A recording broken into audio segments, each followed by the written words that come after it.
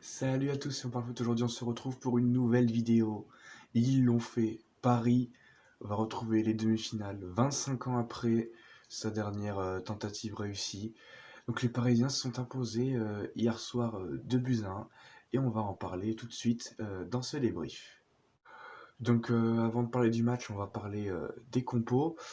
Donc déjà côté parisien, on avait un 4-4-2 en losange avec Keylor Navas dans les cages. Thiago Silva, Kimpembe en défense, Bernat à gauche, à droite Kehrer, un milieu de terrain composé de Marquinhos, Ander Herrera, Idrissa Gueye, Neymar en 10 et ensuite Sarabia et Mauro Icardi en attaque. Côté Atalanta, on retrouve dans les cages Sportiello. Après, on a une défense à 3 composée de Toloi, Caldara et Dim City. Au milieu de terrain, on retrouve Eidbauer, De Roon, Freuler et Gossens. Et en attaque, Pasalic, Papou Gomez et enfin le buteur Duvan Zapata. Donc pour ce match, déjà on a vu que l'Atalanta n'était pas vraiment en forme physiquement. On les a vus couler très tôt dans le match, enfin très tôt dès l'heure de jeu. Tandis que les Parisiens ont été quand même mieux physiquement, ce qui leur a permis de l'emporter. Donc déjà, on a vu dès le début de match un pressing de la part de l'Atalanta. Donc les trois hommes de l'attaque s'occupaient de gérer Marquinhos, Kimpembe et Thiago Silva, ce qui obligeait souvent Navas à relancer long sur Icardi ou bien sur Neymar pour ensuite sauter milieu de terrain et créer des opportunités.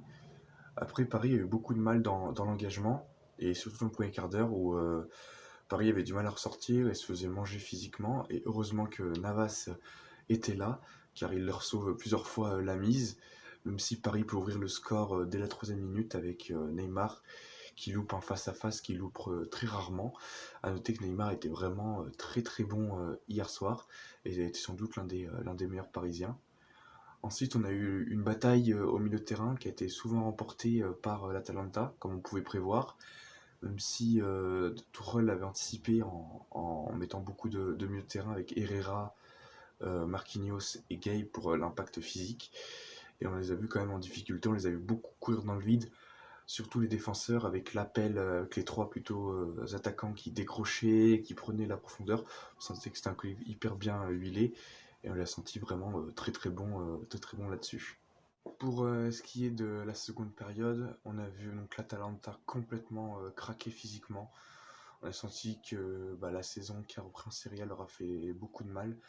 Donc ils commençaient à multiplier les fautes, surtout quand Mbappé est rentré, parce que l'Atalanta pressait donc très haut, mais donc laissait beaucoup d'espace dans leur dos. Ils laissaient des boulevards énormes à Mbappé, et donc ils l'ont stoppé irrégulièrement, avec notamment 6 cartons jaunes pour l'Atalanta. Et on voit une stat qui le représente bien, c'est que Neymar a subi quand même 8 fautes dans le match. Donc c'est que ça montre que l'Atalanta n'a pas joué comme elle joue habituellement, noblement, mais a essayé de casser le jeu un maximum pour espérer chercher sa qualification. Donc dans cette seconde période, on a vu que Paris a fait rentrer Mbappé, qui a beaucoup apporté offensivement, même s'il n'a pas réussi à finir ses actions. Keylor Navas s'est blessé et donc a été remplacé par Rico. Et donc en même temps, Choupo-Moting est rentré. Mais surtout, ce qui fait sans doute le bascule dans ce match, c'est Papou Gomez, donc le meneur de l'Atalanta, qui sort sur blessure, remplacé par Malinowski, ce qui fait sans doute la différence dans ce match. Donc au milieu de terrain, Paredes rentre à 10 minutes de la fin avec Choupo-Moting et Sergio Rico, et on voit clairement la différence entre Gay et Paredes, parce que sur son premier ballon, il fait un contrôle orienté, il envoie une balle en profondeur pour Mbappé, donc il était beaucoup plus offensif que Gay. Il cherchait beaucoup plus l'avant sur ses premières intentions, au contraire de Gay qui jouait beaucoup plus en retrait. C'est ce qui a manqué à Paris, c'est de la verticalité pour leur permettre de mettre à mal la défense de l'Atalanta. Alors que Paris s'approchait tranquillement de la défaite. Il poussait mais n'arrivait pas à marquer, et finalement c'est venu par Marquinhos, l'égalisation à la 90e. Donc c'est Choupo-Moting qui centre, ça revient sur Neymar qui l'a remet je crois, et c'est Marquinhos qui pousse au fond. Et là on se dit que Paris peut clairement aller chercher la victoire, parce que l'Atalanta craque complètement, mentalement et physiquement ils étaient déjà à bout. Là mentalement se faire reprendre à 5 minutes de la fin, ça devait être très dur pour eux. Et donc Paris pousse et dans la foulée vient mettre le second sur un débordement de Neymar qui met Cambon en profondeur dans la surface, qui se sent vers Choupeau qui va marquer 2 minutes plus tard, ce qui a fait la différence pour les Parisiens. Maintenant pour la suite, pour l'Atalanta, il va falloir préparer la nouvelle saison et passer à autre chose, en espérant pas perdre trop de joueurs et en espérant renforcer l'équipe. On le voit notamment au niveau de l'attaque pour peut-être trouver un peu encore des doublures aux joueurs offensifs.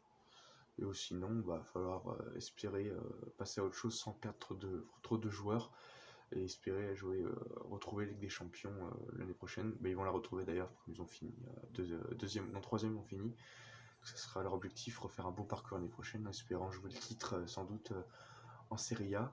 Du côté de Paris, on va se retrouver avec eux la semaine prochaine, parce qu'ils joueront leur demi-finale face à Leipzig ou l'Atlético Madrid, qui joue donc ce soir à l'heure où je tourne la vidéo. Et donc pour les Parisiens, ils n'ont jamais été aussi proches de la remporter, cette Ligue des Champions. Surtout que cette victoire-là, plus celle de Dortmund, passe comme un déclic, parce que les Parisiens sont habitués à se faire remonter, et là c'est eux qui arrivent à renverser le score. Et je pense que ça peut clairement leur servir de déclic pour la suite.